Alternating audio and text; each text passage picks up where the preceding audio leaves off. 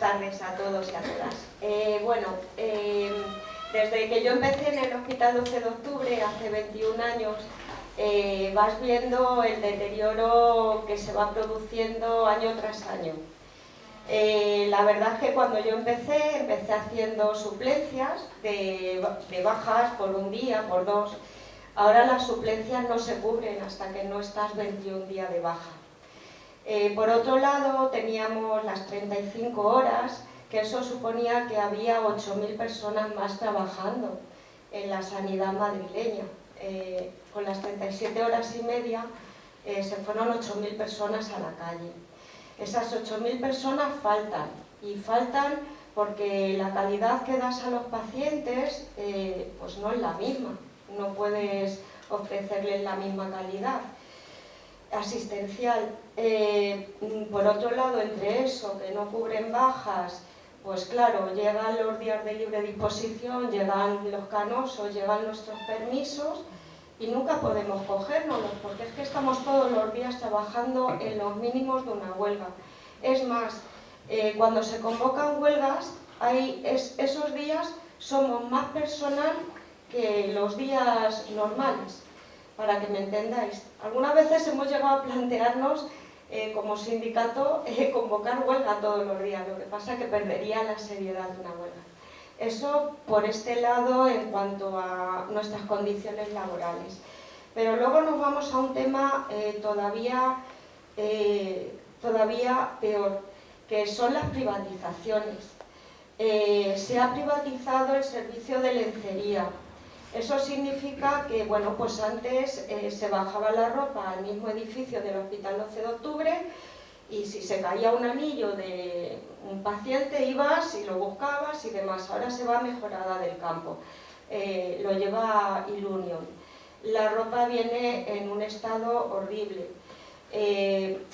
Como el mundo es un pañuelo, hay compañeras que tienen familiares trabajando en Ilunion. Bueno, pues son personas con las capacidades disminuidas, entonces, bueno, pues no, entre eso y que les tienen también trabajando en mínimos, también son personal explotado. Entonces no viene la ropa en condiciones, no viene la ropa directamente. Hemos estado muchos días sin poder cambiar las camas, sin poder dar toallas, sin poder dar camisones, porque directamente no viene. Hay unos pliegos que tiene con la Comunidad de Madrid y no los cumplen, sin más, no los cumplen. Entonces muchos días no hay ni ropa para cambiar las camas. Y luego ya nos vamos al tema de la esterilización, bueno, que es lo último, ¿no? Que del hospital viejo al hospital nuevo, en ese trayecto, pues la esterilización se ha privatizado. Esto supone pues que el material no viene en condiciones, o sea, cuando tú tienes dormido al paciente, digamos, el anestesista duerme al paciente es cuando hay que abrir el material. Y ahí, sorpresa, o viene sucio, o viene, si es para un ojo, una cadera, si es para una cadera, un brazo. Eso es lo que hay. ¿Por qué? Pues entiendo que porque las empresas privadas obviamente van a ganar. Entonces, entre que no tendrán suficiente personal y que el personal que tienen, pues a lo mejor no tienen los conocimientos, pues claro, todo se junta y al final el afectado es tanto el profesional que quiere dar una calidad que es que está limitada por todos los sitios que nos rodean, incluido el material y tal, como el paciente, que es el que lo sufre, el que después de despertar de la anestesia le dices que se vaya a su casa a esperar otros 6 meses o otros 3 años más hasta que le vuelvan a llamar de una lista de espera. Bueno, por otro lado, a mí me preocupa también especialmente la cocina. La cocina antes era en el mismo hospital, se hacía día a día, cada plato que tal, ahora se está haciendo línea fría y esto yo lo veo enfocado a catering y a privatización. Ahí pues estamos alertas porque nos tememos que va a ser lo siguiente y estas son las condiciones en las que estamos. Muchas gracias.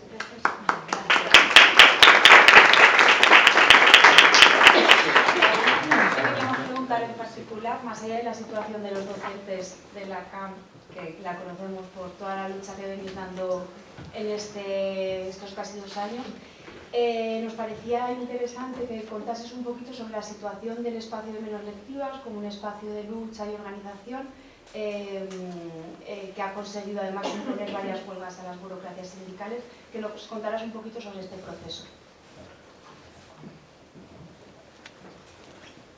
Bueno, por lo que me preguntas, responder un poco con datos sobre la situación de los docentes y las docentes, maestros y maestras, pues igual no es lo más oportuno, pero tampoco creo yo que sea tan importante los datos.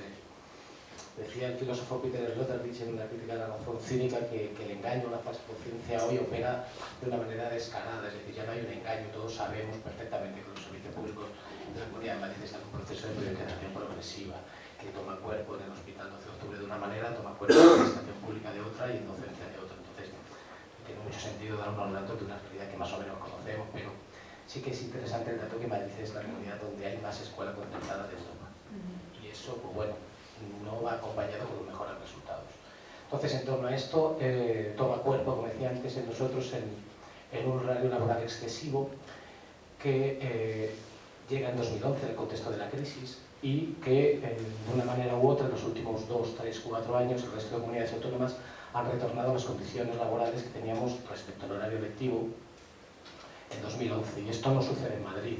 Y cuando no sucede en Madrid, la estrategia general de las burocracias sindicales, la concertación sindical y el pacto social generan un malestar en el profesorado, pues empezamos a tocar y a dar la clave, yo creo, de lo que ha sido, no sé si decir el éxito, pero al menos el despertar del movimiento docente de los últimos años, que es menos lectivas o que ha sido menos lectivas, y es poner lo laboral en el centro. Veníamos de un desgaste de las luchas herederas del ciclo del 15M que habían diluido las luchas laborales en un montón de luchas completamente llenas de sentido y con mucho honor y con mucha dignidad, pero que a lo mejor estratégicamente no habían puesto lo laboral en el centro, y es probable que no sea tan fácil movilizar a los sujetos colectivos si no tenemos un vector de agregación común, que es lo laboral. Y desde ahí nos hemos ido organizando y bueno, por lo que decía la compañera, hemos llegado a hacer 7 huelgas, hemos hecho manifestaciones de diverso tipo, tenemos esta manifestación de confluencia con otros movimientos del sector educativo pasado mañana, y entonces bueno, la situación es pues como todo momento, tiene un momento explosivo y expansivo que luego se estanca porque bueno, no conseguir las victorias rápido pues tiene el efecto siempre de desgastar y de cansar y de que surjan fricciones, pero yo quisiera rescatar los éxitos que ha tenido y que mantiene una unidad sindical entre los dos sindicatos del anarcosindicalismo que tienen presencia en docencia. No me quiero olvidar de Solidaridad Obrera, que es otro de los sindicatos anarcosindicalistas, pero que no tiene una presencia efectiva en docencia en la Comunidad de Madrid. Entonces, para empezar, que esa unidad esté, y esté aquí presentado con mi compañero Daniel, pues a mí me parece pues, uno de los éxitos, ¿no? Y además nos acompañan los compañeros de STEM, que es otro sindicato, y creo que esto lo podemos comentar luego en estrategias. La estrategia pasa por conservar esa unidad, ¿no? Por conservar el músculo militante de aquellas docentes que o bien veníamos estando trabajando con los espacios sindicales, poniéndolo laboral en el centro, o bien se han sumado estos últimos meses o años. Y a partir de ahí, pues bueno, sintetizar todo lo que está sucediendo dentro de una asamblea que tiene o coordina más o menos cerca de 200 asambleas de centro, que tiene una asamblea permanente cada 3 semanas, es muy difícil de resumir. Pero bueno, quizá sí que tiene sentido poner, ya que hemos hecho el histórico un poquito con lo del horario lectivo y de dónde veníamos y luego el presente de las huelgas, pues el futuro que pasa por lo que estamos diciendo, por conservar la unidad de trabajo sindical, porque al final es el tipo de militante que te va a sacar una huelga adelante, ¿no? Más allá de firmarte un manifiesto, ponerse una camiseta, que siempre está muy bien.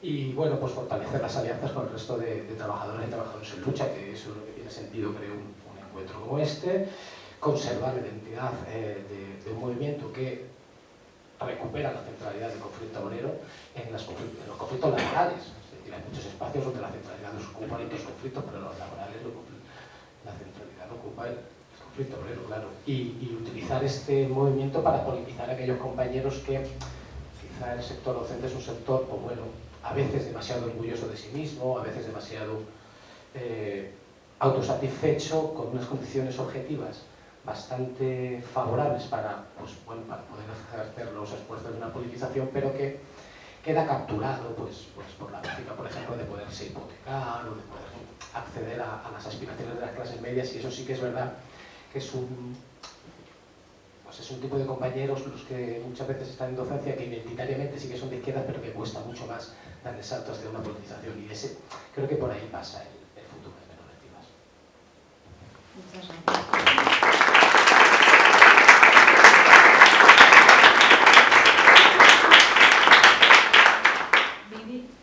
A ti, como no, te vamos a preguntar sobre la lucha de las EPPs, que ahora estáis, bueno, ayer hicisteis una gran movilización en el centro, venís de varias jornadas de huelga, ahora tú misma seguramente vas a contar. La pregunta es, ¿cuál es la situación este año de los estudiantes de FP y cómo estáis organizando la lucha? Vale, bueno, yo soy estudiante del IES Ciudad de Jaén, estoy en primero de Integración Social. Y bueno, como ya habréis visto, ¿no?, por parte de las FPs en las últimas semanas, ¿no?, se viene levantando un gran movimiento estudiantil en respuesta a la falta de prácticas que necesitamos para poder titular, ¿no?, y en respuesta a toda la indignación que provoca para cientos de estudiantes en la Comunidad de Madrid y miles en todo el Estado español, que están viendo cómo sus vidas se ponen en pausa, ¿no?, y cómo se les ignora, ¿no?, cuando están teniendo serios problemas para completar la formación que necesitan para iniciar sus proyectos de vida, ¿no? Entonces está habiendo mucha indignación en ese sentido, como no podía ser de otra manera, porque al final, ¿no?, estamos viendo cómo se repite una situación que ya el año pasado denunciábamos cuando veíamos que a las empresas, en efecto, les salía mucho más rentable vender esos convenios, ¿no?, a la privada, sin atender a las necesidades tanto de estudiantes como de profesional sociosanitario. Esta situación, lejos de solucionarse, ¿no?, se ha agravado, se ha extendido a otros sectores de la formación profesional, y hoy, pues bueno, vemos cómo esa privatización, que no solo se materializa en la falta de prácticas, sino que se presenta en la formación profesional en forma de materiales desactualizados con más años que la tos, en forma de clases enteras estudiando en barracones sin calefacción en medio del patio, se materializa en que más de la mitad de los estudiantes que solicitan plaza para la FP pública se queden fuera, ¿no? Estamos viendo y estamos respondiendo ante toda una serie de ataques a la educación, ¿no?, de conjunto, pero que especialmente, ¿no?, se ceban con la formación profesional, a sabiendas de que somos los futuros trabajadores, ¿no?, que vamos a seguir sufriendo la precariedad en nuestros centros de trabajo. Quería hacer hincapié, ¿no?, en que todo esto es fruto de una privatización que el gobierno, experto en desmantelar lo público de Ayuso, no duda en aprovechar para incrementar el negocio de sus amigos de la privada. Estamos hablando, como decía el compañero, de una comunidad, de la comunidad con más segregación, no del Estado español, sino de toda Europa, de la comunidad en la que más de la mitad de los centros son centros de educación privada, y en la que, como no podía ser de otra manera, teniendo en cuenta toda la agenda reaccionaria del PP y Vox, se nos mete a la Iglesia en las aulas sin ningún tipo de tapujos. Este avance en la privatización del que estoy hablando tampoco sería posible sin un gobierno central de PSOE y Sumar, que los lunes te dice que está súper a favor de la pública y que son los defensores de la pública, el martes te firma los presupuestos militaristas con más gasto en armamento que en sanidad y en educación juntas, y el miércoles te firma la ley de FP Dual, que abre aún más el paso a las empresas para que hagan negocio con nuestra educación. En este sentido también quería hacer hincapié, ¿no?, en que estos gobiernos, ¿no?, también sirven a aquellas empresas que, cuando sí que conseguimos las prácticas, se lucran, ¿no?, de nuestro trabajo gratuito, y se lucran del hecho de que no podamos responder a abusos patronales que sufrimos sin ningún tipo de derecho laboral, sin ningún tipo de derecho sindical y sin ningún tipo de protección, ahora, gracias a la FP Dual, también en primero. Entonces, bueno, solo, por ejemplo, por ejemplificar la situación, en mi clase, que somos 28 personas, y en 3 semanas de prácticas que hemos tenido, que no sé ni cómo les da tiempo, ya han habido 4 irregularidades en las prácticas que ya han tenido consecuencias graves en las notas, que por cierto nos ponen los jefes de empresa, que se les ve pues bueno los días de fiesta, ¿no? Entonces, bueno, todo esto, ¿no?, es como un conjunto de ataques a los que estamos respondiendo, porque la realidad es que las EPP se están movilizando por las prácticas y se está movilizando porque es una necesidad imprescindible y urgente ahora mismo para aquellos que vemos nuestra educación en pausa, pero que también es una respuesta, ¿no?, a que se nos niegue este acercamiento al mundo laboral, que en realidad es un acercamiento a la precariedad que vamos a sufrir cuando ya seamos trabajadores, ¿no?, que las compañeras vienen comentando, ¿no?, en nuestros centros de trabajo. También es el acercamiento, ¿no?, a la precariedad que vamos a vivir en una vida cada vez más costosa, cada vez más inasequible y cada vez más inestable para una juventud con cada vez menos oportunidades, con cada vez peor salud mental y con cada vez menos posibilidades de independizarse. Entonces, con esto lo que vengo a decir, ¿no?, es que a mí me llena de orgullo que se esté levantando un movimiento estudiantil fuerte que pueda dar respuesta a todos estos ataques en un momento en el que es más urgente que nunca, para que deje claro, ¿no?, que si pretenden cerrarnos las puertas y si pretenden seguir vendiendo nuestro futuro al mejor postor, se van a encontrar con una juventud combativa, organizada en sus centros y coordinada con todos los sectores.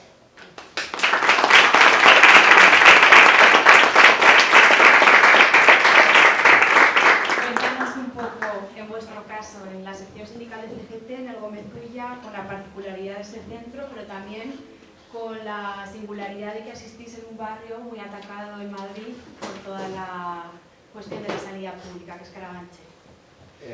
Sí, bueno, lo primero, muchísimas gracias a los compañeros de Izquierda Diario del Foro por invitarnos. Es un espacio maravilloso y súper necesario el hecho de que nos encontremos aquí. Quería empezar agradeciendo la invitación. Yo voy a intentar ser breve. Estoy amenazado por Clara, así que no me queda más remedio que cumplirlo.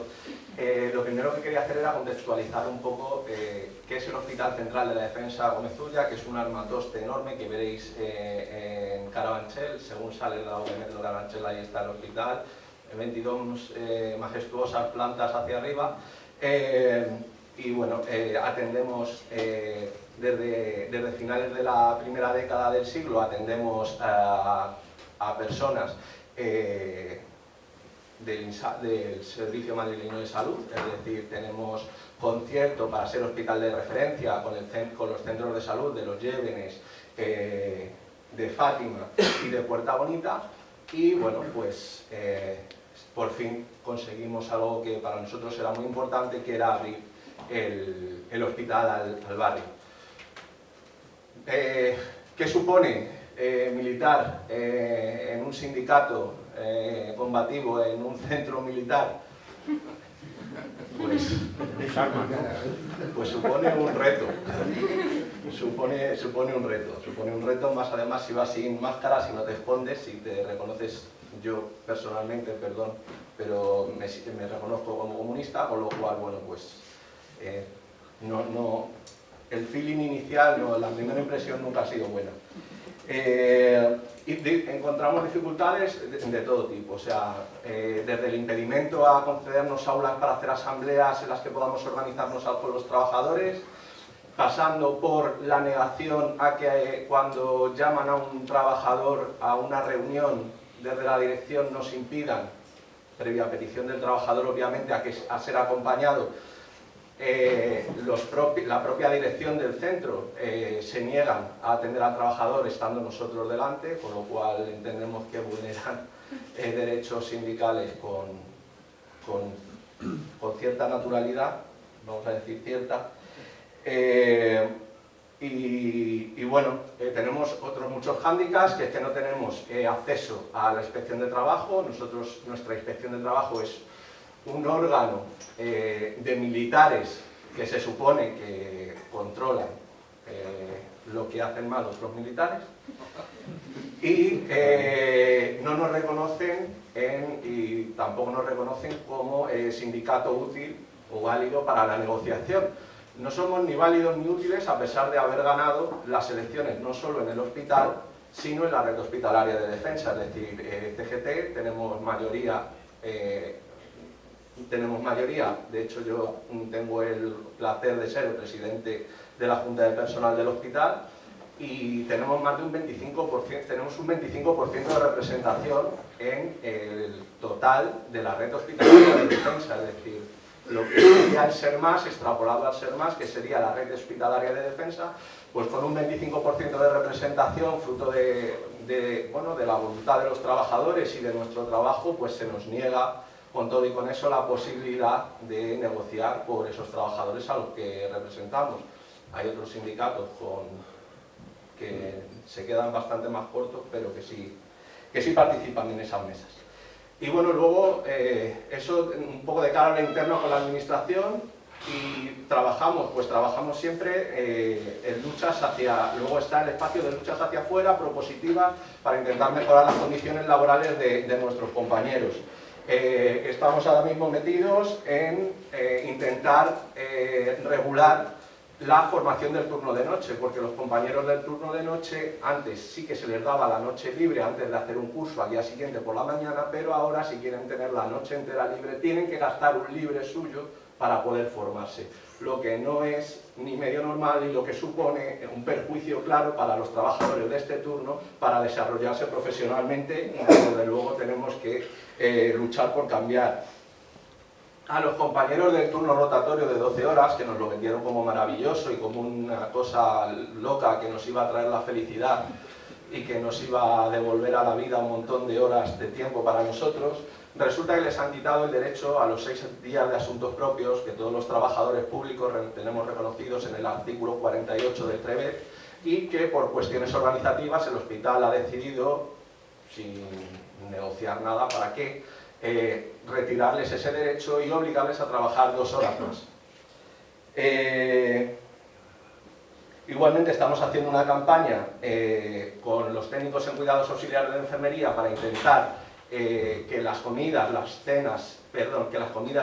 los desayunos y las meriendas suban preparados de cocina, algo absolutamente normal en otros hospitales, no se produce en el Hospital Central de la Defensa, donde son los TCAES los que se tienen que encargar de manipular la alimentación con lo que ello supone de seguridad para los pacientes.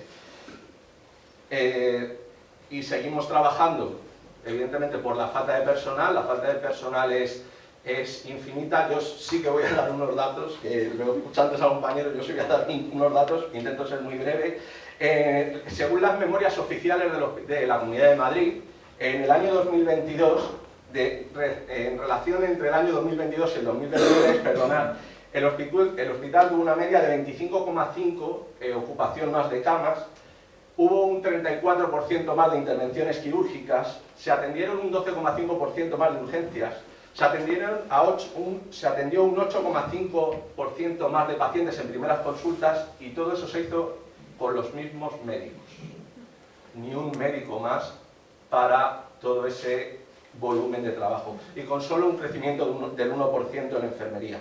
Y ya para concluir, porque no todo es malo, ni siquiera allí, lo hemos conseguido y creo que es importante también recalcar esos logros, que por fin se vaya a instaurar el ascensor de metro en la parada de Carabanchel, algo muy importante para que las personas con una movilidad reducida tengan un acceso más limpio, mejor al hospital. Esto es un trabajo de las asociaciones de vecinos en los que nosotros puntualmente hemos colaborado y entendemos que es bueno que se sepa y que es admirable por parte de ellos después de tantos años que por fin llegue.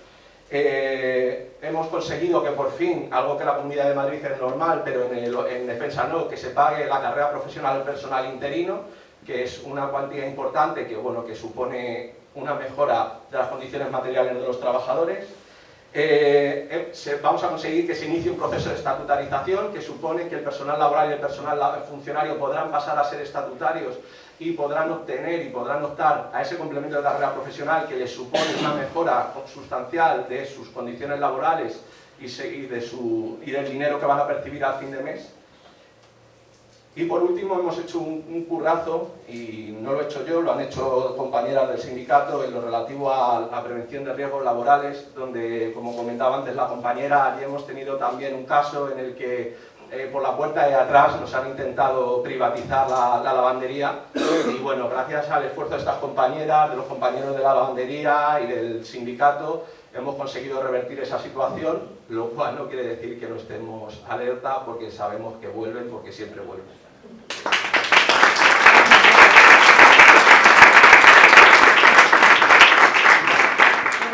Soy breve. Antes conversábamos que cuando se habla de los servicios públicos se habla mucho de sanidad y educación, como es normal, pero que los ataques van mucho más allá. Y tú eres trabajadora de la administración pública, no sé si podías contarnos un poco cuál es nuestra lucha. Hola, buenas tardes y muchas gracias por la invitación para participar en este foro y sobre todo para darnos voz al resto de empleados y empleadas públicos, porque generalmente el altavoz es para sanidad y educación, que merecido lo tienen por tantos años de lucha, pero los ataques a los servicios públicos son a todos los niveles. Yo, por ejemplo, trabajo en la Agencia de Vivienda Social. La mayoría de aquí sois muy jóvenes, antes se llamaba el IDIMA, después de que vendieron las viviendas a los fondos buitre, le cambiaron el nombre como si fuera una especie de disfraz o maquillaje para que la gente no identificara lo que hicieron en el año 2013, pero vamos, que los mismos mafiosos siguen allí trabajando y siguen sirviendo a los mismos intereses. Yo en concreto, por ejemplo, como has comentado antes, no solo represento lo que son los servicios centrales, por así decirlo, porque es un trabajo meramente administrativo, también soy participado durante muchos años en la lucha del personal temporal, personal interino de la administración, que llevamos décadas. Hay gente que lleva hasta 30 años trabajando en la administración con un contrato de interinaje, muchos de ellos contrato único, o sea que no, es que la gente se piensa que es que no se preparan, se presentan a las oposiciones y se suspenden. No, es que llevamos en la Comunidad de Madrid, sobre todo en los servicios centrales, sin oposiciones desde el año 2008. Sanidad y educación han ido por otra vía, pero nosotros, por ejemplo, yo la última oposición que hice creo que fue en el año 2005, hasta ahora que he estabilizado. Pero todos esos años, desde la crisis, no ha habido ninguna oposición. Y hay gente, compañeras nuestras, que están en la lucha, que entraron a trabajar en los servicios públicos cuando no existía ni siquiera la Comunidad de Madrid. Es personal transferido del Estado. Llevan más de 30 años. Y ahora con los procesos de estabilización, pues mucho de ese personal formado, que saben más que los equipos directivos, pues se van a ir a la calle.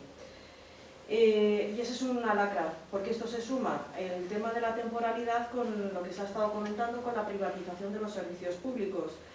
Hay un factor que también hay que tener en cuenta en este proceso desde la crisis del 2008, y es que eso yo creo que es general en todos los servicios, que son la amortización de plazas de personal que se jubila. No sé si en servicios esenciales como en sanidad y educación eso se da, pero en los servicios centrales y servicios sociales, que hay una compañera de allí que ahora voy a hablar de Lamas, que es el tercer sector, que ahora les están atacando a ellos porque se está metiendo el Grupo 5, que es un fondo buitre para privatizar centros de menores o de mayores o de discapacitados. Y es que desde el 2008 el personal que se jubila, esa plaza, para que lo sepáis, todas las plazas que ocupa un empleado público, tiene una dotación presupuestaria. En el momento que se jubila, si se amortiza, es decir, si desaparece de la relación de puestos de trabajo, esa plaza ya no se puede ofrecer a nadie, ni por oferta de empleo público, ni por concurso de méritos, ni por concurso de traslado. La plaza desaparece. Y desde que empezamos la lucha del personal temporal, porque esos datos están en la web del INE, se amortizaron en el conjunto de las administraciones unas 200.000 plazas. Eso significa, se traduce en destrucción de empleo. Por eso cuando el gobierno publicaba que habían firmado una oferta de empleo público con los sindicatos mayoritarios, que son los grandes colaboradores de las privatizaciones y de los procesos de estabilización, que es consecuencia de ello, pues es que es falso. Es que es falso, no se ha creado empleo, al contrario, se ha destruido.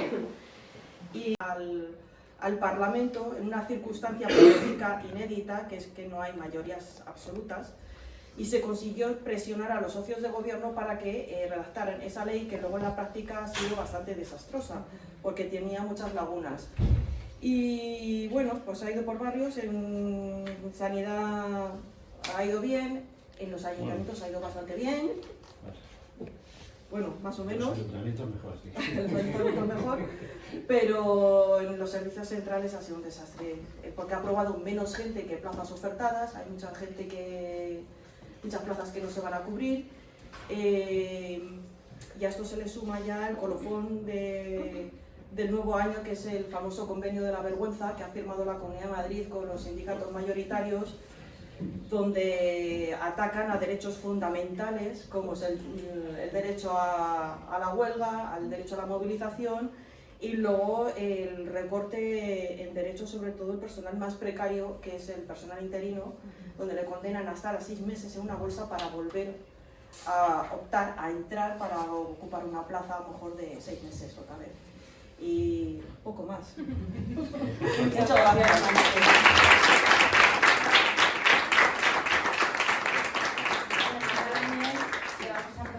Sobre la universidad, que ahora está en el foco de los ataques, ¿no? Ayuso ha hecho un recorte presupuestario brutal para la universidad pública y prepara una ley que apunta a privatización y apunta a reacción. Cuéntanos un poco, por favor. Vale, gracias, Clara. Pues sí, estamos en una situación muy complicada, pero bueno, también ha generado que haya un poco de vidilla en la universidad. Y hacía mucho que no se veía movilización en la universidad generalizada, me refiero, ¿no? Porque se vio lo de Palestina, se ven cosas como más concretas, pero generalizada yo diría que no lo vemos desde mis épocas, cuando justo a mí me tocó de estudiante, las movilizaciones contra el Plan Bolonia, que para la gente joven aquí, que a lo mejor no lo había escuchado nunca, fue un nuevo plan que hubo de reorganización del espacio europeo de educación superior, que implicó una mercantilización muy fuerte de la universidad. Me gustaría pararme un momentillo ahí, porque recordar que esto del Plan Bolonia se dio en el marco y apoyado por el gobierno de ultraizquierda bolivariano de Zapatero del PSOE. Y bueno, fue de ahí de donde nos vino, y esto fue lo que enfrentamos, y fue una época, bueno, bastante movidita de ocupación de facultades, ocupación de rectorado, hubo gente con, vamos, que fue no a la cárcel, pero con antecedentes penales por ese proceso, fue un proceso a nivel estatal. Y bueno, se perdió completamente, no se ganó absolutamente nada, y mercantilización de una universidad, que era lo que más se criticaba en aquella época, implicaba poner los conocimientos y bueno, todo lo que es el aparato de producción de conocimiento al servicio del mercado laboral, ¿no? Entonces eso, pues en aquella época, pre-recortes, ¿no? Ya lo veíamos venir, luego vino la crisis de 2008, los efectos en el 2012 y empezaron los recortes. Esto que está haciendo Ayuso realmente es una vuelta de tuerca más a lo que empezó con Esperanza Aguirre. Fueron millones y millones y millones, no he traído los datos, pero muchísimos millones y millones y millones en cuestión de recortes. Fueron tantos que de hecho algún juicio se ganó y han tenido que ir devolviendo algunos millones a las universidades. Hasta hace poquito ya se han dado las últimas devoluciones porque se pasaron los recortes. Es que ni siquiera el Tribunal Supremo pudo aguantar ese nivel de recortes. Bueno, pues se ha dado una nueva vuelta de tuerca y está toda la comunidad universitaria bastante afectada y se está movilizando todo el mundo. Es decir, ya no solamente la gente que siempre se moviliza, sino que ahora mismo están hasta los rectores enfadados, viendo a ver si meten a un juicio a la Comunidad de Madrid y movidas así. Entonces, la verdad que es un contexto bastante interesante, ¿no? Muy brevemente, los recortes que significan en nuestro sector. Significan, bueno, tenemos primero al alumnado, a la gente que está estudiando. Implica reducción de plazas, ¿vale? Reducción de grupos, porque claro, se van a recortar plazas de profesores, pues se reducen grupos y esto lo que implica es una subida de las notas de corte brutal. Yo di clase en la Facultad de Educación y el otro día me contaban, para entrar a Magisterio es un 10 y pico. Yo recuerdo en mi época, tampoco soy tan viejo, no recuerdo, era un 5 o un 6. Vamos, el acceso a, yo qué sé, profesiones básicas que han servido de trampolín un poco para la clase trabajadora, para tener un empleo más estable, etcétera, ahora están muy poco accesibles, ¿vale? Muy complicado entrar. Entonces implica subida de nota de corte y bajada de plazas y también implica subida de las tasas universitarias. Una carrera normalita te está costando más de 1.000 euros al año, en la universidad pública, ¿vale? Es tremendo. ¿Qué implica para el PDI, que es el personal docente universitario? Pues tenemos cada vez más precariedad, muy poca estabilidad, es decir, la gran mayoría de plazas de profesorado son temporales, millones de posibilidades que os podéis imaginar. Esto además tiene una implicación para la lucha muy difícil. Entonces tú organizas típico plataforma de profesores, ayudantes, doctores, pero es que enseguida la gente que lo ha hecho de repente pasa a otra figura. Entonces es muy complicado armar una lucha porque estás todo el rato con una situación cambiante laboral muy complicada. Entonces, bueno, el PDI sobre todo sufre eso, ¿vale? Y recortes, es decir, recortes de, claro, como recortan profesores. Yo, por ejemplo, llevaba 4 años de profesor asociado, he pasado a ayudante doctor y la plaza que he dejado de profesor asociado la suprimen. Entonces se acabó esa plaza y reparten la docencia que yo daba antes entre todos los demás. De hecho, yo ahora tengo una asignatura además por la plaza que me han suprimido a mí mismo. Entonces, son situaciones así todo el rato. Es decir, al final, más trabajo, más precariedad implica para el PDI. Para el PTGAS no me voy a parar mucho porque ya lo han comentado las compañeras de Administración Pública, es el personal de secretaría, de servicios, etc. Y ahí se ha sufrido mucho privatización. Esto ya viene de la época de Esperanza Aguirre, todo el sector de limpieza totalmente privatizado con sus contratas, cafeterías, etc. Y ahora ya están apuntando hacia auxiliares de control, que eso también en menor lectivas es algo que alguna vez se ha comentado, que también van en los institutos y en los colegios a intentar privatizar ese sector. Vale, pues esa es la situación y nada, ya para terminar, se ha formado una plataforma bastante amplia, muy interesante y antes de meterme en cuestiones estratégicas, que es la siguiente pregunta, mencionar algunas claves o incluso yo diría que incluso aciertos de cómo ha comenzado esta lucha, que ha comenzado desde el principio siendo coordinada por todos los sectores y eso me parece súper interesante. Entonces están estudiantes, están profes, está PTGAS, está todo el mundo. Y eso me parece la verdad que un gran acierto, es decir, que no hay gremialismo. Aquí, evidentemente, luego en la acción concreta se notan las fricciones y los gremialismos, ¿no? Siempre cuando hablaba con las compañeras del PAN nos decían, joder, es que los docentes son como nuestros jefes en los centros, ¿no? Entonces es como complicado esa relación, etcétera, pero bueno, luego en la lucha esas cosas también se van diluyendo y te vas enterando de lo que le pasa a la compañera y a las diferentes figuras laborales. Eso me parece un acierto.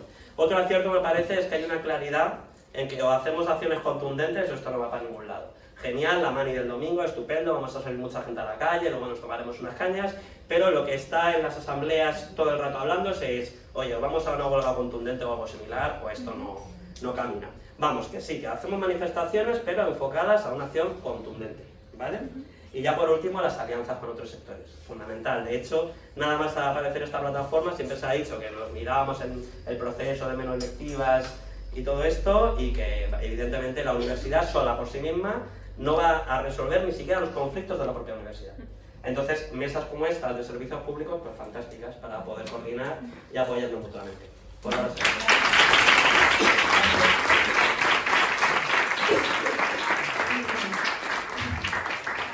Antes Lucía nos ha comentado un poco la situación en el 12 de octubre y aquí queríamos preguntarte sobre la situación general de las trabajadoras de la sanidad, tanto a un nivel material, objetivo, de las condiciones de trabajo, pero también en el plano de la subjetividad, es decir, de la organización y el nivel de lucha que hay ahora mismo. Muchas gracias, Clara. Bueno, nada, yo creo que ya con lo que ha contado Lucía y con lo que ha contado Alex y muchos sabéis, bueno, sabemos todos que la situación de la sanidad es absolutamente sangrante, no hay otra forma de definirlo. Y no es algo nuevo, la sanidad, bueno, los servicios públicos en general y en concreto la sanidad vienen estando en el foco de todos los ataques de desfinanciaciones, de privatizaciones y en lo concreto las trabajadoras tenemos una precariedad insostenible. Yo en concreto llevo muy poco trabajando y yo ya he asumido que me esperan muchos años de precariedad y de temporalidad. Pero bueno, yo creo que esta situación que viene de años de desmantelamiento también se materializa mucho en Madrid, en la comunidad en la que hay una situación de ofensiva permanente a los servicios públicos y a la sanidad, con el PP de Ayuso, ¿no? Que es absolutamente brutal y que muestra un desprecio increíble por lo público. Sin embargo, toda esta situación es importante dejar claro que no cae del cielo, que tiene que ver con todo un modelo implantado desde hace décadas de desmantelamiento de los servicios públicos y de desfinanciación y de privatizaciones, ¿no? Un modelo que ha sido sostenido por todos y cada uno de los gobiernos centrales que hemos ido viendo pasando, tanto los más de derecha como los más progresistas de la galaxia. Y bueno, un modelo que además se sostiene gracias a unas leyes privatizadoras que permiten y que abren la puerta a la colaboración público-privada, y que apuntaba muy bien una compañera nuestra del MAS, Diana, que decía en la televisión el otro día que es muy peligroso abrir la puerta a este tipo de colaboraciones, porque lo único que hay es que la pública paga y la privada se lleva tajada, o sea, no hay otra, ¿no? Entonces estamos viendo cómo venden la sanidad a empresas privadas parásitas y cómo todos los gobiernos autonómicos y centrales son responsables de ello. Y yo creo que estemos aquí es muestra de ello, que frente a todos estos ataques está habiendo mucha lucha, que concretamente en los servicios públicos estamos viendo muchísimas movilizaciones. El fenómeno de menos lectivas es un ejemplo de ello, todas las manifestaciones de la sanidad que además han sido movilizadas también por un montón de usuarios. Las compañeras del SAG, por ejemplo, todas las estudiantes de FP, de universidades, de institutos, incluso movilizaciones no solo en Madrid, también en Cataluña, en Andalucía, en otras comunidades, pero creo, y para mí aquí está la clave, que frente a todas estas luchas existe un contrapeso, que es la pasividad que tratan de imponernos en todos los centros de trabajo, una pasividad que buscan reforzar estrategias que nada bueno nos han traído, y la situación en la que estamos ahora es muestra de ello, ¿no? Por un lado tenemos a las burocracias sindicales, que es muy importante nombrarlas hoy, ¿no? Ya les han nombrado varias veces, todo el papel que han jugado los sindicatos mayoritarios y corporativos en la sanidad, un papel de convencer a los trabajadores de que ya no son herramientas de lucha los sindicatos, ya no son herramientas de lucha colectiva, sino que todo pasa por negociaciones a puerta cerrada en los despachos, ¿no? Una lógica que impone una pasividad total a las trabajadoras y que convierte a los sindicatos en departamentos de recursos humanos que te solucionan problemas puntuales y que dejan de ser herramientas de lucha colectiva. También, y esto a veces se nos olvida, pero también está jugando un papel muy grave, que es el de dividir a la clase trabajadora y a enfrentar a los trabajadores por medio del corporativismo, tanto trabajadores de diferentes servicios y de diferentes sectores, como a trabajadores temporales de los fijos, de los externalizados, de los tercerizados y demás. Y yo creo que no podemos permitirles actuar a los sindicatos mayoritarios como bomberos del sistema, que para mí es una definición muy buena, pasivizando y desmoralizando a todos los trabajadores y convenciéndonos de que no es necesaria una huelga general. Y encima es una huelga general que en sanidad no podemos hacer y en muchos servicios, por lo que comentaba Lucía, porque los servicios mínimos que firman ellos son de risa, ¿no? Y las otras burocracias de las que también ejercen un contrapeso a todas estas luchas son las burocracias políticas, todos esos partidos del régimen que gobiernan en el Estado central y que concretamente en Madrid están intentando ubicarse más a la izquierda, pero que intentan convencernos de que la pelea solo pasa por hacer denuncias en redes sociales y llevar a través de ellos nuestras denuncias a las instituciones, ¿no? Bueno, yo creo que poner un tuit de la lucha de las trabajadoras puede estar muy bien, pero no pueden hacerlo de la forma tan hipócrita como lo hacen haciéndonos creer que están del lado de las trabajadoras cuando, por ejemplo, tienen una ministra, la señora Mónica García, que defiende la sanidad privada y que nos demuestra que sus intereses son los opuestos a los nuestros. Y nada, yo a lo que iba es a que creo que la vía y la estrategia que la historia nos ha demostrado es que funciona, es la autoorganización en centros de trabajo, las asambleas democráticas y la movilización por abajo, y bueno, obviamente, compañeras, la huelga general, ¿no?, que es la herramienta que tenemos como trabajadoras para la lucha. Y es que, joder, hace falta una maldita huelga general en el Estado español, ¿no? Ya es hora, después de 14 años en los que las condiciones de las trabajadoras solo han retrocedido, porque ya me diréis en qué han avanzado. Y yo es que no quiero escuchar ya a un solo más ministro progresista que me diga que todo está bien, porque para las trabajadoras todo está mal. No sé a qué se refiere con que todo está bien, ¿no? No se van a conseguir ningún derecho negociando a puerta cerrada en un despacho con la COE y con los burócratas de comisiones y UGT, así no se consigue ningún derecho.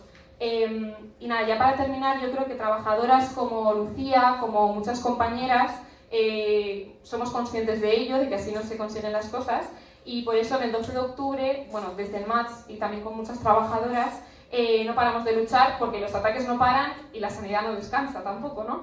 Y yo creo que, aunque falta mucho para hacer, nosotras tenemos un reto, que es el de desarrollar nuestra organización en cada centro de trabajo y romper con esa pasividad que se nos ha sido impuesta por las burocracias y crear esos espacios de autoorganización, sea cual sea la afiliación, haya afiliación o no, y que se creen espacios para discutir un plan de lucha que imponer, un plan de lucha que tenga dentro esa huelga general de la que hablamos, ¿no? Porque lo que se nos viene es muy grande y no es ninguna tontería, ya sea en los servicios públicos, ya sea con el problema de la vivienda, ya sea con la precariedad que sufrimos las trabajadoras, ya sea con el avance de la extrema derecha, con la masacre del pueblo palestino. Hay muchos ejemplos, ¿no? Pero yo creo que todas las trabajadoras tenemos que tomar todas estas cuestiones en nuestra mano y meterlas en nuestra lucha.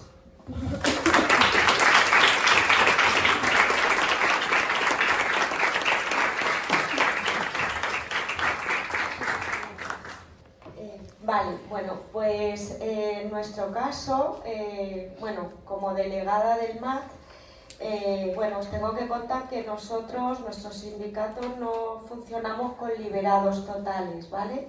Tenemos unos días al mes que los empleamos para hacer función sindical y el resto trabajamos en nuestro servicio, pues como cada una de la categoría que tenemos. Eso, desde mi punto de vista, es esencial, porque cuando nos convocan a una reunión no hablamos como un delegado que está en un despacho con 35 horas, no como un 37,5, con sus días libres cuando te los quieres coger y con una serie de ventajas que el resto de trabajadoras y trabajadores no tenemos. Somos una trabajadora más, soy una TKE más. Entonces yo no entro a esa reunión como una delegada sindical sin más. Yo entro ahí a defender con uñas y dientes la situación de mis compañeras y mía, porque la sufro en primera persona. Para mí eso es fundamental. ¿Cómo nos organizamos? Pues desde el punto de vista de que mis compañeras a mí no me ven como una delegada sindical, sino como una compañera, porque me conocen de cuando bajo a banco a dejar una analítica, de cuando voy a lencería por camisones, porque os digo que siempre faltan, de cuando se nos ve trabajando a pie de cama. Bueno, eso por un lado, y por otro lado, pues ya os digo que para mí es fundamental pues eso, el estar a pie de cama, el ser una trabajadora más, porque te hace defender las cosas desde otro punto de vista. Y luego, ¿cómo nos organizamos? Pues nosotros casi nunca estamos en la sección. La idea es ir a hablar con las compañeras y los compañeros, irnos a cocina, ver que el sumidero está por encima o sea, en vez de estar para abajo, que coja el agua, está para arriba, y las compañeras con el agua por aquí. Ver todo lo que está pasando en cada uno de los servicios. Eso hace de que lo denunciamos por redes sociales, se mueve muchísimo. ¿Cómo nos organizamos? Pues también vamos por plantas, vemos los problemas. Hemos hecho grupos de WhatsApp, hemos hecho asamblea, hemos hablado con las trabajadoras y trabajadores y bueno, pues en este momento estamos recogiendo firmas para entregárselas a la dirección gerencia y tener reuniones de las diferentes categorías con los diferentes responsables, porque dentro de que el grupo es el mismo, sea cual sea la categoría, todos estamos, como yo digo, en el mismo barco. Pero sí que cada uno tenemos unos problemas específicos, pero al final la unión es lo que hace la fuerza. Y bueno, hemos tenido asambleas, ahora estamos recogiendo firmas para reuniones, hemos tenido ya un acto que consistía en informar a todos los usuarios del Centro de Actividades Ambulatorias de cuál era nuestra situación y cómo os afecta como usuarios. Bueno, eso fue un despropósito, seguridad no nos dejó subir, bueno, la gerencia está claro que les estamos haciendo daño, pero toda esta lucha lo que ha conseguido es que los sindicatos mayoritarios, que hasta ahora solo sirven para qué es de lo mío, cuántos días me pertenecen que al final está escrito, sin más, no mueven un dedo para la lucha, pero toda esta lucha que hemos tenido desde el MAR, que somos un sindicato chiquitito, que no estamos en mesa sectorial, ha empujado a que hayan movido ficha y hoy han sacado un escrito para pedir firmas de trabajadores, para pedir la dimisión de gerencia. Nosotros el lunes vamos a decirles que esto no se quede ahí, que no se trata solo de recoger firmas, se trata de hacer una asamblea con las trabajadoras y trabajadores e ir más allá. Pues ¿cómo? Pues se nos ocurren muchas cosas, como un encierro en el hospital, o sea, hay que ir más allá, porque ahora mismo la situación lo requiere. Entonces, dentro de nuestra humildad, creo que los sindicatos pequeños hacemos falta, porque es la mejor manera de presionar a los grandes y empujar a que se muevan. Y poca cosa más creo que puedo deciros.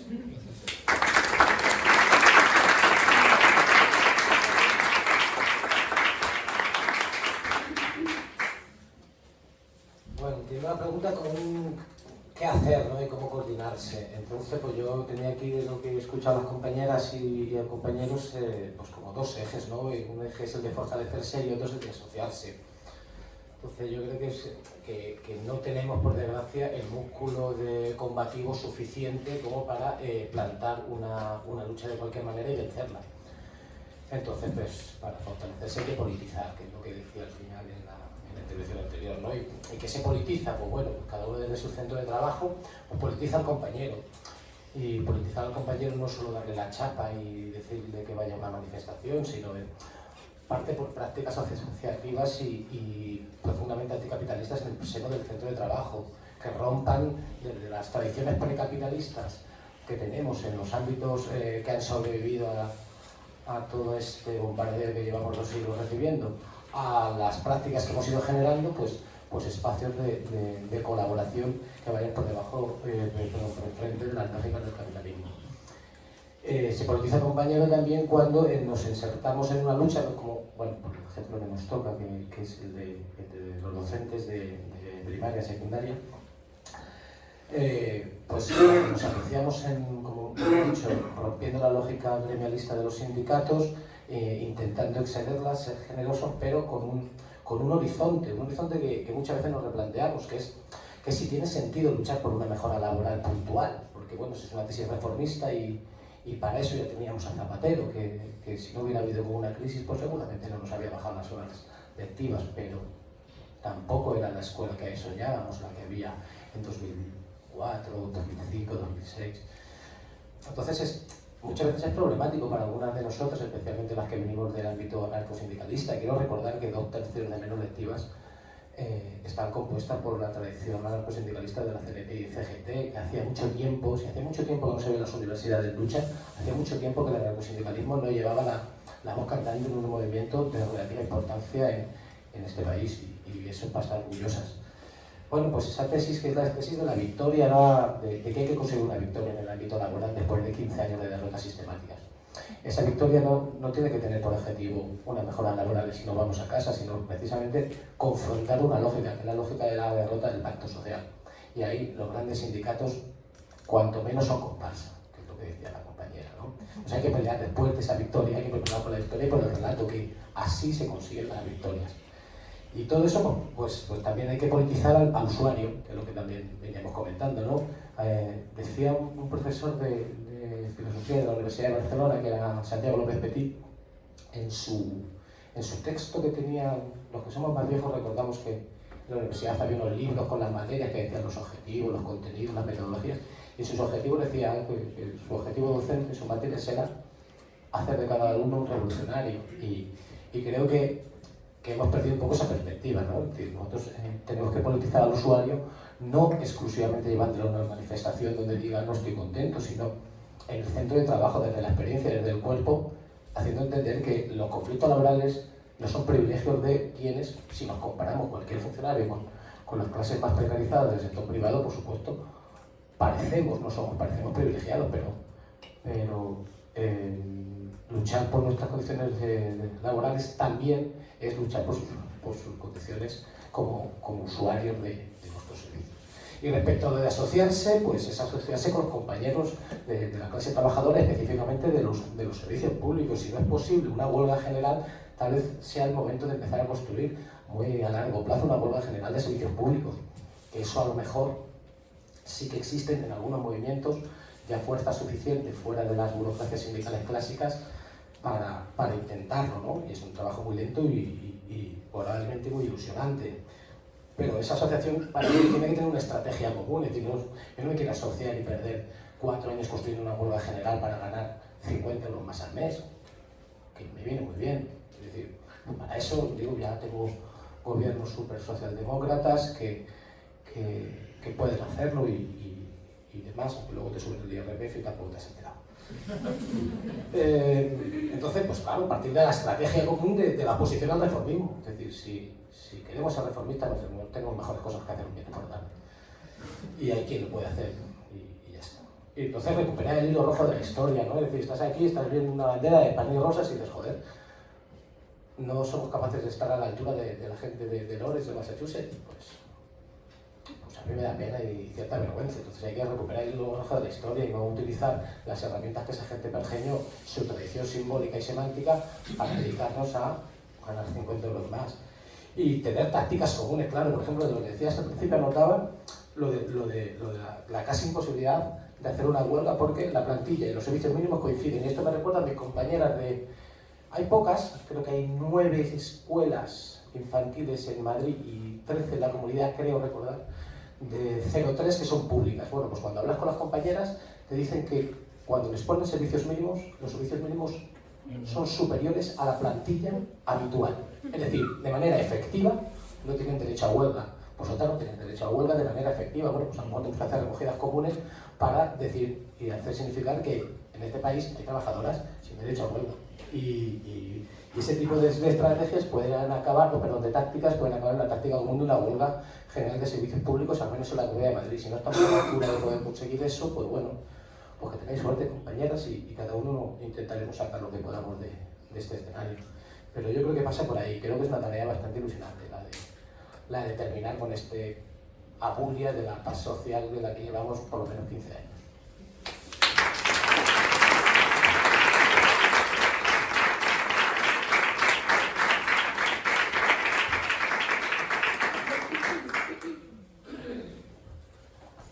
Me está pareciendo muy interesante y estoy bastante de acuerdo, ¿no?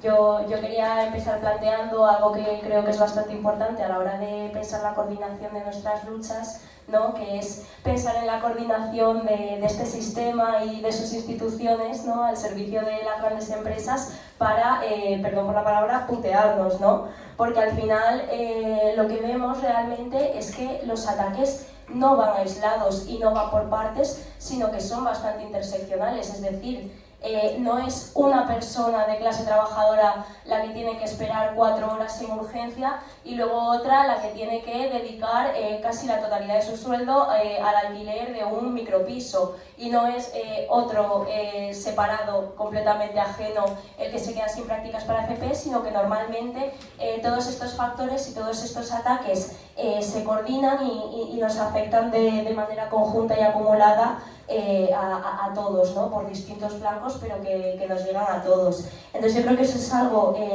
interesante de pensar, ¿no? Porque la parte positiva, si es que la hay, es que al igual que estos ataques se agudizan, ¿no? Y a la vez que vemos cómo cada vez, ¿no? Se avanza más en atacar los servicios públicos, en limitar el acceso a la vivienda para mayor beneficio de los especuladores, y en obligar a la juventud, ¿no? a ver su futuro cada vez más indeciso, también se agudiza, ¿no?, la lucha en respuesta, y también se agudiza, ¿no?, todo ese impulso de los sectores, que yo creo que merece mucho la pena, y creo que es muy positivo que nos la estemos jugando a coordinar, no solo como sectores de estudiantes y trabajadores, sino también junto a los sectores oprimidos, que cabe recalcar, ¿no?, que al final sufren con aún más dureza todos estos ataques, como vemos pues, en sectores tan feminizados como la sanidad y la educación, que son a la vez de los más precarizados, como lo vemos en el caso de las FP sin prácticas con las personas migrantes,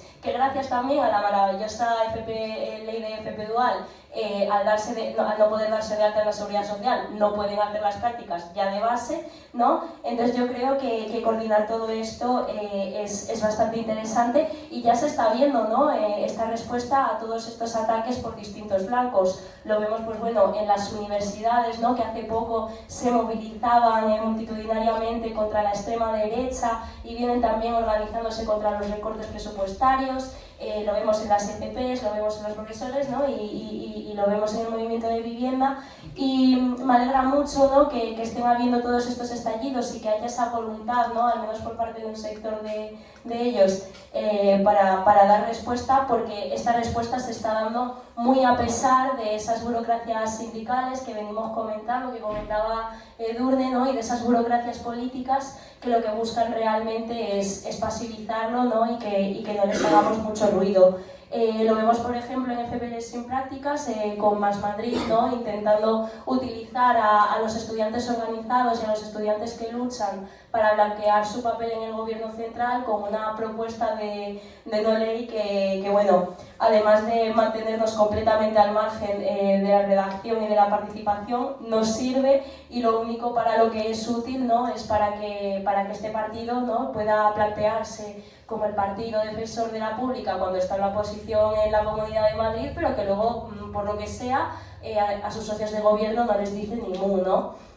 Entonces, bueno, también yo creo, ¿no?, que esta lucha se está dando muy a pesar de las burocracias del movimiento estudiantil, que también están ahí, que también están presentes, que ya estaban presentes cuando mencionaba el compañero, ¿no?, esos grandes procesos de lucha que hoy parece que no hubieran dejado el rastro y nos la jugamos a rescatarlos. Pues estas burocracias estudiantiles que no se la jugaban a fomentar esos espacios de lucha y de toma de decisiones conjunta, que no se la jugaban a construir las huelgas, que preferían convocar por arriba en cada centro, yo creo que contra ellas también va la pelea, porque estos espacios de lucha y coordinación se extiendan, se hagan más grandes, sean entre distintos sectores, para que esa coordinación se materialice, y creo que esa es la forma de superar a estas burocracias y de responder a estos ataques.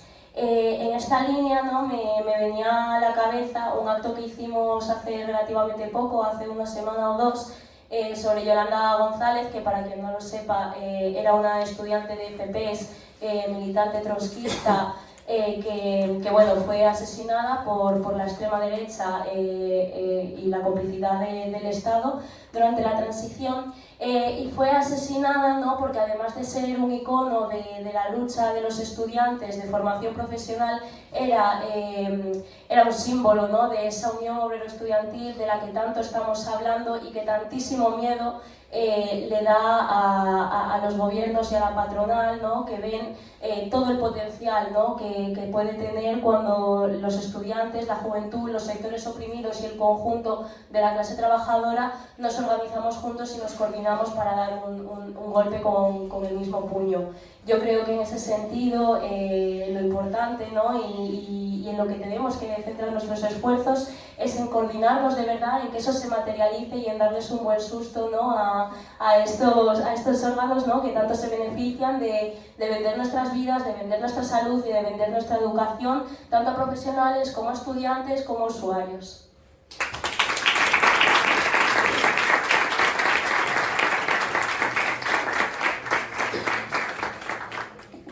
Si no lo uso, ¿me oís bien? Perfectamente. Igual, es que para el vídeo... Ay, perdón. Es mejor. Vale, sin problema. Es que lo de no mover las manos. Vale, pues bueno, yo intento otra vez, y prometo intentar nuevamente no alargarme. Yo he intentado estructurar esta parte porque me parecía interesante abordarla desde diferentes niveles, ¿no? En primer lugar, y como punto de partida, creo que el conflicto, que el eje de conflicto capital-trabajo es posiblemente el mayor eje de conflicto y donde yo, por lo menos, hablo desde mi experiencia personal, siento que, y después de militar en muchos otros espacios, en partidos, en organizaciones, creo que tiene una capacidad de transformación mucho mayor, mucho más visible que otro tipo de militancia. También es verdad que yo digo que un año de militancia en otros espacios cuenta como, vamos, que un año de militancia sindical es como 7 en otro, o 3 o 4 en otro espacio, por todo lo que conlleva a nivel, no solo de trabajo, sino a nivel psicológico, a nivel personal, porque te juegas mucho, porque te implicas mucho, porque las condiciones de vida de los trabajadores dependen en gran parte de aquello, de aquellas medidas, de aquellas acciones que tú puedas desarrollar y que puedan permitir mejorar las condiciones de vida de la clase trabajadora y bueno, pues es algo muy importante. No sé, se me ocurren pocas cosas más importantes, entonces hay que destinarlas toda nuestra atención y toda nuestra disciplina militante, que a veces nos hace falta un poco. Yo quería hablar de las distintas capas. Nosotros estamos muy orgullosos del trabajo que estamos realizando en el hospital, más allá de que te voten más, de que te voten menos, porque eso es circunstancial, habrá épocas mejores, épocas peores, pero sí que estamos muy orgullosos de tener a 10 personas que han querido ser delegadas sindicales, varias de ellas ni siquiera llegan a los 30 años, y que hemos conseguido, pues bueno, pues que quieran estar, que entiendan la necesidad de construir, que entiendan la necesidad de participar, que sepan que sus condiciones materiales pasan por el eje de ese conflicto y que sientan que son necesarias, que son útiles, que pueden aportar. Porque muchas veces cuando te acercas a algo nuevo, sientes ese miedo de decir, hostias, y con esto dónde voy, no lo he hecho nunca, ¿qué tengo que hacer? Bueno, pues hemos sido capaces de derribar esos miedos y de construir cuadros que nos van a dar muchas alegrías y que van a seguir creciendo y vamos a intentar seguir dando alegrías a los compañeros y a los trabajadores. Por otro lado, creo que hay otro nivel, que es el nivel de todo lo que pasa alrededor de nuestro centro de trabajo. Nosotros no somos ajenos a las movilizaciones de los barrios. No debemos ser ajenos a los problemas de vivienda, no debemos ser ajenos a los problemas de educación, no debemos ser ajenos absolutamente a nada. Y esto ya no es solo una cuestión de unificación de luchas, que también es que la vivienda es un determinante de salud. Es un determinante de salud. La pobreza energética, el no poder poner la calefacción en tu casa porque tienes que estar mirando a ver qué hora es, para ver cuánto gasto, cuánto no gasto, cuándo pongo o no pongo la lavadora, es un determinante de salud. Cuando vas al supermercado y compras una cosa u otra, compras otra, es un determinante de salud. Es decir, está vinculado y tenemos que salir y hacer pedagogía y juntarnos con las asociaciones de vecinos y con los vecinos y decirles, si yo peleo por la escuela, pues tú peleas por la sanidad pública, no participa, y yo participo o defiendo los intereses de la clase trabajadora que forma parte de esa sanidad pública, nos estamos apoyando mutuamente. Aunque creamos, aunque nos intenten decir que somos compartimentos estancos, no, es que el sindicato lo hace dentro, tú lo haces fuera, no. Si el trabajador tiene unas condiciones contractuales buenas, el médico seguirá en el centro. Y ese seguimiento del médico en el centro permite que a ese paciente, cada vez que vaya, le vea al mismo médico. Eso es fundamental y vincula la defensa de la sanidad pública desde los barrios con la defensa de las condiciones laborales de los trabajadores. Intentar desvincularlo es horrible, por eso es muy importante que salgamos a los barrios, a las asociaciones de vecinos y que hagamos esa pedagogía que es tan necesaria como que nos estamos jugando la vida si no la convertimos en algo factible y que tenga fuerza, ¿no? Creo que es necesario, aparte, y ya desde aquí aprovecho para invitaros a los compas del match. En un principio esto lo hemos hablado nosotros en la sección sindical, y ya que estamos aquí, pues sí que nos gustaría poder tener un espacio de encuentro, de coordinación, de charla, de estar a gusto, porque al final, pues bueno, privatizaciones sabemos todos un poco, de precariedad de los trabajadores sabemos todos un poco, y creo que si somos capaces de crear y de establecer una mesa en la que todos nos podemos sentarnos, cada uno con nuestras perspectivas y nuestras diferencias, pero que seamos capaces de abordar cosas y llevar procesos o llevar campañas comunes, creo que nos va a servir para unirnos, para ser mucho más fuertes y para salir a la ciudadanía en esos otros ámbitos en los que nos unimos con ella, a escucharles y también a llevar una propuesta nuestra desde la perspectiva de los trabajadores. Y bueno, quería decir también, quería, ya llegando un poco más alto al nivel de la organización, creo que necesitamos y creo que nos urge construir un sujeto político que represente los intereses de la clase trabajadora. Aún está por crear y es necesario construir sin prisas, priorizando siempre lo importante sobre lo urgente. El Estado y el parlamentarismo burgués nos enseñan siempre qué es lo urgente para que nos olvidemos siempre de qué es lo importante. A veces no es un problema de llegar mejor o peor preparado a unas elecciones, sino de tener un proyecto sólido, con una base sólida que crezca desde abajo y que nos permita generar ilusión y generar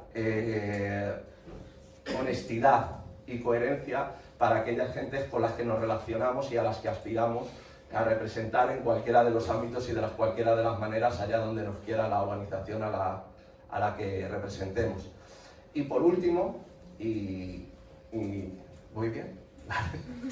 Y por último, quería lanzar una cosa que es algo que yo he echado de menos en muchos ámbitos en los que he participado, y es que es muy importante que nos encontremos.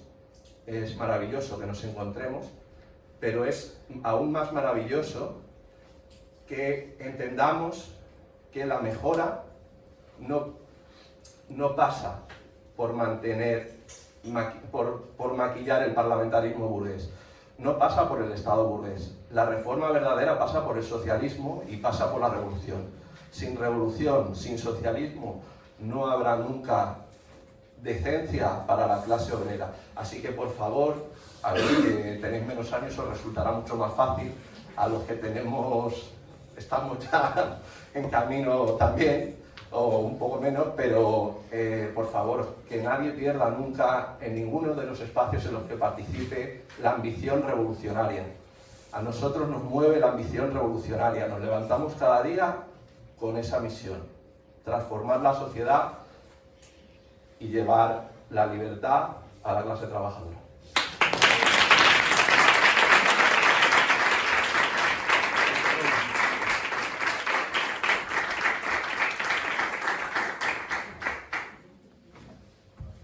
Tengo aquí apuntada la pregunta que me mandó Clara. Esto es complicado. Esto sí que es complicado, porque no hay ningún manual de cómo construir la lucha y cómo hacer un frente unitario. A ver, yo voy a hablar desde mi experiencia. Nos encontramos con varias dificultades. Tenemos claro cuál es el objetivo, pero partimos de varios problemas, porque por un lado es la falta de conciencia de nuestros compañeros y compañeras, la falta de conciencia de que son clase trabajadora y más trabajando en el sector público, dándole la razón incluso a compañeros y compañeras de viaje que no nos consideran clase trabajadora, porque no tenemos un patrón, un dueño de una empresa que nos explote. Y partiendo de esa premisa lo tenemos bastante difícil. Luego a esto se le añade de que las luchas laborales se pueden entender exclusivamente como eso, como una lucha laboral, pero siendo trabajadores y trabajadoras de la administración, eso trasciende más de lo laboral. Prestamos servicios públicos, muchos de ellos que son esenciales, que es la materialización de los derechos ya no solo de la clase trabajadora, porque de momento en este país los derechos son universales y cualquier persona puede acceder a la sanidad, a la educación, bueno, la vivienda no, porque el artículo 47 desapareció de la Constitución y ya... Y la sanidad... Va por camino, pero lo primero fue la vivienda. Y yo creo que parte un poco de hacer pedagogía con nuestra propia gente. Porque, por ejemplo, en el tema de la lucha del personal temporal de la administración, nos ha costado sangre, sudor y lágrimas convencerles de que la lucha laboral no se negocia en los despachos ni se resuelve en los juzgados. O lo peleas en la calle, ojo, no te hacen ni caso. Pues nos ha costado años. Más o menos lo hemos conseguido, incluso con la lacra interna de algunos señoros de la administración que pensaban que el liderazgo de una lucha solo podría pasar por señores y con niveles altos, que señoras, por ejemplo, que trabajan en educación especial, tratando con personas discapacitadas, sufriendo agresiones todos los días, pues que como no tenían el nivel suficiente pues para llevar el liderazgo frente. Esa pedagogía con nuestra propia gente es fundamental y convencerles de que son clase trabajadora.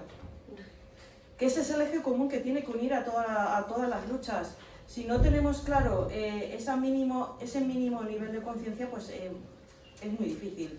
De ahí luego las derivas corporativistas, yo solo lucho por lo mío, por migajas que se pueden conseguir a través del comité de empresa o de la junta de personal, y es que si nos centramos ahí es que no avanzamos. De hecho llevamos ¿cuántos años paralizados?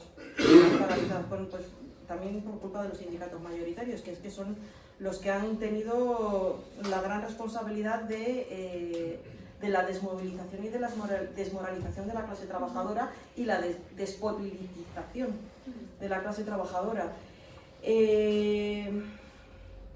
Confluir es posible. Por ejemplo, nosotros con el personal temporal hemos confluido en varias ocasiones con la coordinadora de pensionistas de Madrid. Es que ahora, como están divididos en varias organizaciones, ya me pierdo, es la coordinadora de pensionistas. Y nos hemos apoyado mutuamente con ellos. Posible sí que es.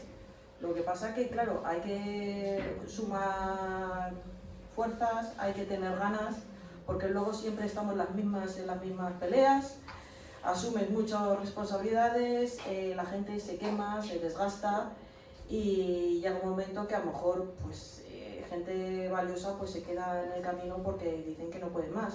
Y eso es porque las luchas se toman desde la individualidad, desde el corporativismo, y claro, eso tiene muy poco recorrido. Es que no, la experiencia no lo dice, se agotan por sí mismas.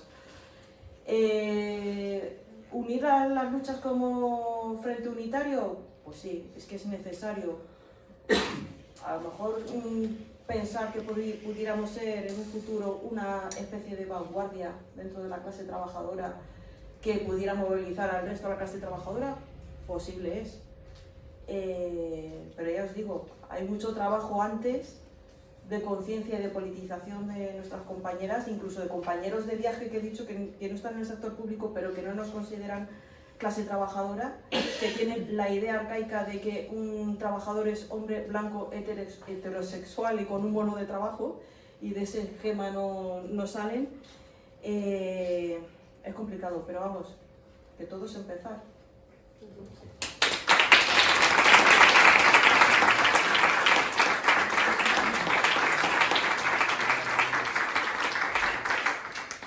Vale, pues yo también voy a hablar de mi experiencia. Me he apuntado 5 ideas muy breves, vamos, pensando sobre la pregunta, para compartir y para debatir, y varias de ellas ya se han comentado, así que bueno.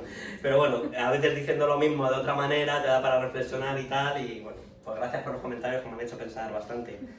La primera cosa que pensaba en términos estratégicos es que para mí, bajo mi punto de vista, es muy importante en los servicios públicos poner en el centro las lógicas y el fundamento de los problemas que sufrimos. ¿Y por qué digo esto? Porque muchas veces en el fragor de la lucha o vamos, de las emociones, etcétera, pues decimos, Ayuso, joder, qué cabrón Ayuso, ¿no? Y dices eso y todo el mundo, sí, Ayuso, no sé qué, no sé cuántos. Entonces a veces centramos mucho en personas concretas o en el Partido Popular concreto, ciertos ataques, cuando las lógicas que sufrimos no solamente las llevan ellas. Es decir, está Ayuso, antes estuvo Esperanza Aguirre, Gallardón, luego vendrá otro, son gente recambiable, ¿no? Entonces a veces cuando nos centramos en eso yo creo que tiene un peligro, abandonamos un poco la cuestión, es decir, lo mezclamos, ¿no? Mezclamos lo que es el ataque a las personas que llevan a cabo esas lógicas, que también es importante señalar, evidentemente, ¿no? Porque hay responsables concretos, pero yo pondría más en el centro las lógicas, porque si no puede llegar a una confusión de decir, es que entonces el movimiento va contra el PP y entonces, claro, ahí entramos en el peligro de la cooptación, ¿no? Fantástico que el domingo haya una mani anti-Ayuso, que es como están llamando a esta mani, ¿no? Porque el PSOE y el Podemos tienen una propuesta para la educación pública maravillosa, cuando son ambos absolutos defensores de la escuela concertada, ¿vale? Todos los cuadros de Podemos son estudiantes de la FUE, para empezar, ¿no? Es decir, sí, la concertada de izquierdas, vale, como tú quieras, es decir. Entonces, pues bueno, que son lógicas que llevan a cabo todos y que creo que es importante poner en el centro esas lógicas. La segunda idea, ya ha estado comentada bastante, también lo comentaba ahora Maite, que me había apuntado, era poner en el centro a la clase social. La clase social en toda su diversidad, evidentemente no solo el hombre blanco hetero con el mono de trabajo, es la que sufre, es la que más sufre los problemas de los servicios públicos. Entonces yo creo que hay que poner en el centro el sujeto que sufre. Y esto parecería muy básico, ¿no? Vamos a decir, esto no es una gran idea, evidentemente que no. Pero lamentablemente, en las luchas que llevamos adelante, incluso lamentablemente en la mani también de este domingo, no es eso lo que se pone en el centro. En el centro se pone la lógica de la ciudadanía, ¿no? De los derechos, la igualdad y un montón de ideas que ha sido al final comprarle el marco ideológico a los propios que se están generando esos problemas. Es decir, el marco ideológico interclasista, ¿vale? Perdemos de vista entonces el foco en la clase social y entonces ahí te entran todos los discursos ciudadanistas, populistas, que ¿a dónde nos llevan? Pues ya sabemos a dónde nos llevan, o al agotamiento o a la integración en el Estado. Además venimos del ciclo del 15M, joder, que no lo tenemos tan lejos. Venimos de un fracaso tremendo y ahora otra vez es lo mismo, ¿no? Fuera los logos de todo el mundo, ¿no? Aquí somos todos ciudadanos, etc. Así es como más gente va a venir. Evidentemente más gente va a venir así, porque es que es la ideología dominante. Claro que sí, pero más gente ¿para qué? ¿Cómo? No, al final terminamos, yo qué sé, eso, pues haciendo una mani el domingo y tomándonos unas cañas, ¿no? Entonces, bueno, eso, volver a poner en el centro la clase social para no desviarnos otra vez hacia lo mismo de siempre, hacia el reformismo, etc. La tercera idea muy relacionada es poner en valor justamente a las organizaciones como las aquí representadas, donde la clase trabajadora se organiza como clase de manera consciente y efectiva, ¿no? Y estas organizaciones tenemos, yo siempre nos veo como en una pinza, ¿no? Los ataques que tenemos dentro de lo que es la militancia es una pinza. Te lo ya mencionado, las burocracias sindicales, es decir, organizaciones que tienden a pasivizar a la clase trabajadora y a canalizar hacia el reformismo toda la potencia social que tiene la clase trabajadora en sí misma, por un lado, y la otra pinza es también esta lógica ciudadanista, ¿no? Esta lógica como movimentista de decir, bueno, mejor apartaros, que no haya logos, que no haya organizaciones, porque así podemos sumar más, ¿no? A veces nos llaman el gueto es como nos llaman también sectarios, ¿no?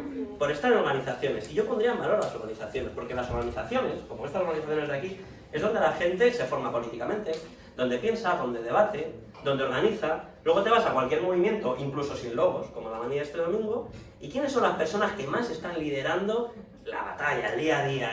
Cómo pedir un permiso, cómo pagar el multazo de Cobas ahora, porque de la represión de la protesta, de lo del sonido de la mani, a las 12.000 pavos, o algo así, una barbaridad. A mi nombre, mira, no lo sabía, Maite, qué horrible. Y al final, ¿quién enfrenta esas cuestiones? La gente que está en organizaciones. Y entonces, yo creo que hay que poner en valor, y claro, entonces, ¿qué sentido tiene que desde ciertos sectores se esté atacando justamente a las organizaciones? Que al final es una muestra de que la clase trabajadora se organiza. Ya está, es simplemente eso. Es decir, que un trabajador entiende que si no se junta con otros y con otras, no va a ningún lado. Eso es una organización obrera.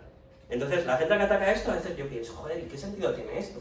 Y un día, que está ahí Becky, una compañera de CNT, me dio una clave que me encantó. Me dijo, claro, es que esta gente muchas veces lo que busca, es decir, la gente que está en organizaciones, somos un problema para ellos.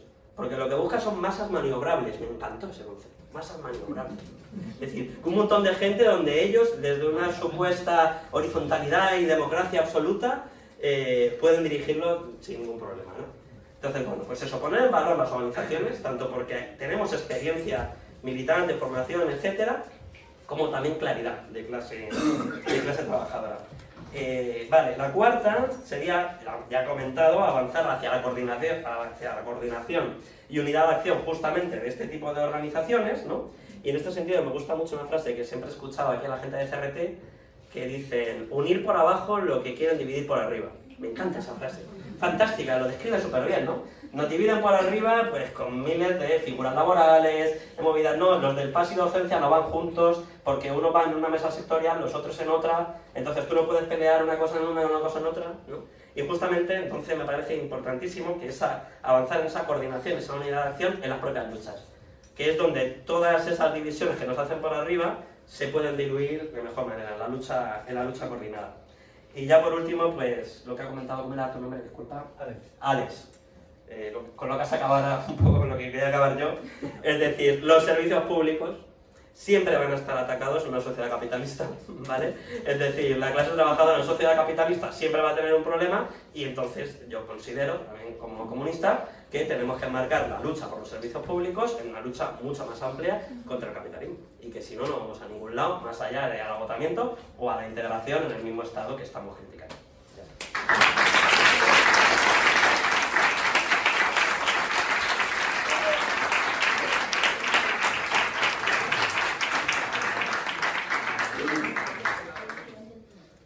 Nada, la verdad que me están encantando las intervenciones. Y yo para terminar, bueno, pues por esta pregunta del tema de la coordinación, creo que avanzar en la coordinación es imprescindible, pero cabe hablar de qué tipo de coordinación, ¿no? Darle contenido a esta idea. Creo que no cualquier coordinación vale. Creo que la coordinación que necesitamos las estudiantes, las trabajadoras, las usuarias, no es una coordinación de acuerdos por arriba, como plantean las burocracias, ¿no? Es una coordinación de verdad por abajo, en espacios de autoorganización democráticos. Y aquí viene la frase que le encanta a Dani, que es que tiene que ser una coordinación que trate de unir por abajo lo que las burocracias intentan separar por arriba, ¿no?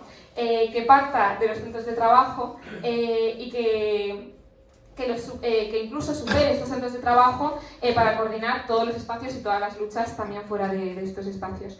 Creo que en concreto esa coordinación tendría que estar puesta a disposición de pensar un plan de lucha que incorpore, otra vez volvemos a lo mismo, una huelga general de los servicios públicos en la Comunidad de Madrid e imponer a esas burocracias, como hizo Menos Lectivas, con la huelga educativa, como hicimos las mujeres en el 8M de 2019, y ponerles una huelga, ¿no? Esto, autoorganizadas y coordinadas, es posible superar a las burocracias e imponerles planes de lucha y ya lo hemos visto, ¿no?